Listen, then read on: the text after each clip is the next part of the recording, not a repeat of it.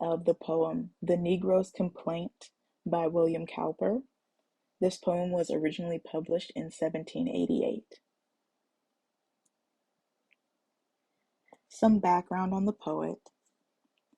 William Cowper was an English poet who lived from 1731 to 1800. He platformed himself on humanitarianism and was a large supporter of the anti-slavery movement. He is known for his innovations in the treatment of nature and life and techniques within conversational poetry. William was born in Hertfordshire to a well-connected family as the son of Reverend John Cowper and Anne Dawn Cowper. He attended a boarding school in 1737 where he was severely bullied. It was at around this time that he also lost his mother. This would affect him for the rest of his life. In 1752, he began a torrid affair with Theodora, but due to her father's insistence, the relationship was short-lived. After this failed relationship, it prompted a highly romantic piece of writing that Cowper wrote. In Cowper's works, his characterization of himself was that of a doomed existence and an outcast. In 1763, his family's connections and his own talents, he then accepted a clerkship of the journalism of the House of Lords. He was soon put through a stressful ordeal of having to prove himself, which drove him to eventually reside at Nathaniel Cotton's Collegium Infanorum in St. Albans in 1764. After his stay, he ended up in retirement. He reverted to evangelicism, for which after he published his memoir. Thereafter, he wrote hymns. One of Cowper's literary inspirations was that of Homer, the Greek poet. His last work before his death was titled The Castaway. Throughout his life, Cowper struggled with his mental health and fits of madness. This deterred his plans of marriage to marry Unwin. After Unwin's death in 1796, Cowper plunged into darkness and then would later die due to swelling from dropsy in the year 1800.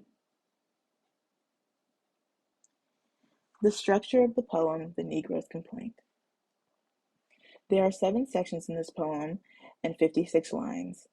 Each section is separated into 8 lines, and the rhyme scheme per stanza would go as follows: A, B, A, B, C, D, C, D. This is a conversational poem, and who would be speaking but, as they said in the title, the quote-unquote Negro and or slave, and who is being spoken to in this poem is something that you should keep in mind. There is a link to the full URL version of the poem, and if you would like to copy this down on a piece of paper and then read it entirely, I would suggest doing that and then listen to the rest of this analysis. As a disclaimer, there are questions at the very end of the lesson, so please answer them thoroughly and with evidence for questions that require it, even if not expressly stated. Stanzas. Stanza number 1, lines 1 through 8. Forced from home and all its pleasures, Afric's coasts I left forlorn, to increase the stranger's treasures, o'er the raging billows borne. Men from England bought and sold me, paid my price in paltry gold. But though slave they have enrolled me, mines are never to be sold. In this stanza, the first word begins with all capital letters, emphasizing the forced aspect that the speaker is trying to convey. The first stanza describes a person who was stolen from their home in Africa, which made them extremely sad. And the speaker, who is now a slave, was stolen from their home to make their slavers rich. The speaker speaks of being sold for paltry gold, meaning a meager amount or a small one. However, though the speaker is now a slave, their mind remains free and cannot be sold. And this is a running theme that we will see in the rest of the poem. Stanza 2, lines 9 through 16. Still in thought, free as ever, what are England's rights, I ask? Me from my delights to sever, me to torture, me to task. Fleecy locks and black complexion cannot forfeit nature's claim. Skins may differ, but affection dwells in white and black the same. Here, the speaker emphasizes their still free mind and then questions why England believes that they have the right to steal the speaker from their happy life in their homeland, only to torture them, to make them work. They then go on to describe the attributes that make the speaker different, which are purely physical, which emphasize the speaker's need for the listener that white and black people are the same internally. Everyone is equal, and a quote is poetry, romantic poetry connects art and politics, especially changes to achieve equality in brotherhood. This is one of the characteristics of Romanticism from the Romanticism chart.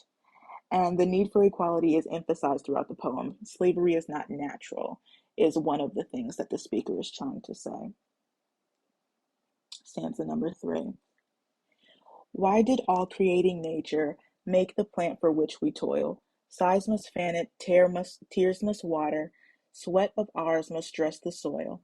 Think ye masters iron-hearted, lolling at your jovial boards, think how many backs have smarted for the sweets your cane affords.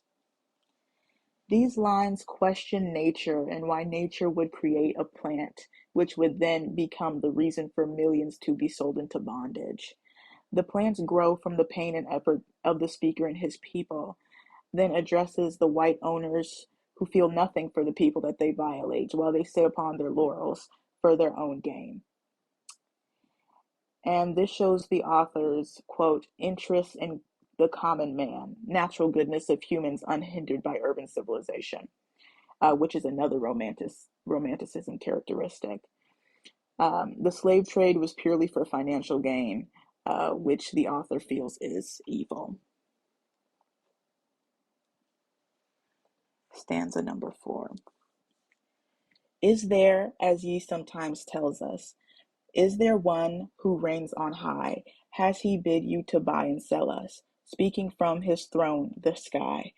Ask him from your knotted scourges, matches, blood exerting screws, are the means that duty urges, agents of his will to use. Now the speaker questions the slavers as to who permitted their sale and treatment, because the concept of monotheism in Christianity are possibly foreign to the speaker and their people. But the speaker recalls their slavers telling the slaves of a God or a one who created all. And the speaker questions if their God told them to enslave the speaker and the speaker's people, and what kind of a God would do such a thing. Not only is slavery wrong, but also blasphemous, as it is enacting cruelty on the humans that God had modeled after his own image. Stanza number 5. Hark, he answers, wild tornadoes, strewing yonder sea with wrecks, wasting towns, plantation meadows, are the voice with which he speaks. He, foreseeing what vexations Afric's sons should undergo, fixed their tyrants' habitations, where his whirlwinds answer, no. This stanza expresses what the speaker sees as God's disapproval of the slave trade and voices that God brings natural disasters such as tornadoes or the destruction of seafaring ships and plantations to express his displeasure. In writing of God's displeasure with slavery, Cowper also reflects his own thoughts on the matter. In quotes, the wish of the poet to bring his feelings near to those of the person whose feelings he describes, perhaps to let himself slip into an entire delusion and even confound in identity his own feelings with theirs. That is a quote from Preface of Ballads by Wordsworth when speaking on the authors of romantic poems, romantic poetry. Stanza number 6. By our blood in Afric wasted, ere our necks received the chain, by the miseries that we tasted, crossing in your barks the main, by our sufferings since ye brought us to the man-degrading mart, all sustained by patience taught us, only by a broken heart. In this stanza, the speaker talks of the journey when they were stolen from their lands, how they were restrained with chains around their necks and brought to the slave auction, where they are then sold and treated as subhuman, like cattle. The last two lines of this stanza have the speaker pointing out that they are patient for change and they have learned this patience over the many sufferings and heartbreaks that they have been put through this ordeal. The last stanza, stanza number 7. Deem our nation brutes no longer, till some reason ye shall find worthier of regard and stronger than the color of our kind. Slaves of gold, whose sordid dealings tarnish all your boasted powers, prove that you have human feelings ere you proudly question ours. The speaker is now telling the slavers to stop slavery and labeling the people in their country savages. They say until the slavers have proof that the speaker's people are brutes besides the color of their skin. Then the speaker flips the narrative and calls the slave masters slaves because while they are not slaves to people, they are slaves to gold and wealth, which would make them less than human. As the speaker points out, because they let their greed for wealth block the human emotions that they claim to have. Then the speaker goes on to say that if they are human, after all, they would let the speaker's people free, and points out the hypocrisy of the slaver's mentality, that they question the humanity of the people that they slave, but not their own.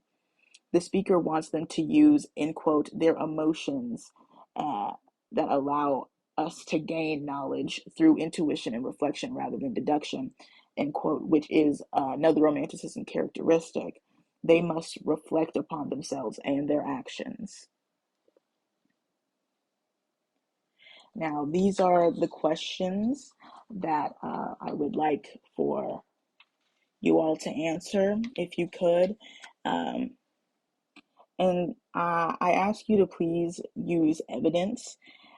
Not all of these questions require evidence, but if there is possibly an inkling that you feel that evidence is needed from the poem, a line, something of that sort, please do so, or if it is expressly stated. Please be thorough. And then here are my citations for some of the information that I used. The first citation is that of the poem that I have just ran through. And the second is some more background information on William Cowper if you would like to read that. Thank you so much for watching the video. I hope you gained a lot from this. Have a nice day.